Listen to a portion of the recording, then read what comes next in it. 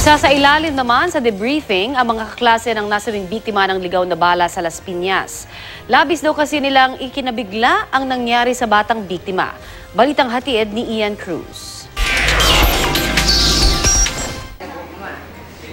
Bakante na ang school share na ito sa classroom ng 4 Magenta sa mababang paaralan ng Pulanlupa sa Las Piñas. Pumanaw na kasi ang nakapuroon na si Darlene Gutierrez matapos samaan ng bala sa ulo ng salubungin ng bagong taon. Si Angel, na panaginipan daw si Darlene na kilalang taga-saway ng mga kaklase. Nagbababay po siya. Iyon lang po. Sinabi ba siya sa'yo?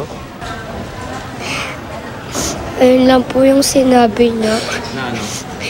Na magpakabait nga po kami. Sa gitna ng pangungulila, iisa lang ang hiling ng mga bata. Sana mahuli na rin po yung gumawa sa kanya noon.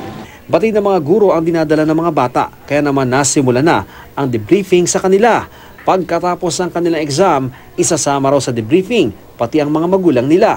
Kailangan nila talagang makausap sila, mabigyan sila ng explanation na kung ano ang mga pangyayari, ano ang dapat nilang gawin, anong dapat nilang isipin. Hindi muna nagpaunlak ng Panayam Las Piñas Police. Hinihintay pa rin daw nila ang resulta ng paraffin test sa itinuturing na person of interest. Ang lalaking may-ari ng bahay kung saan nangyari ang insidente. Nakaburol pa rin si Darlene at wala pang petsa ang kanyang libing. Ang kanyang nakababatang kapatid, hustisya rin para sa ate Darlene ang hiling. Sana po parusahan niyo po yung may gawa niyon. Ian Cruz, GMA News.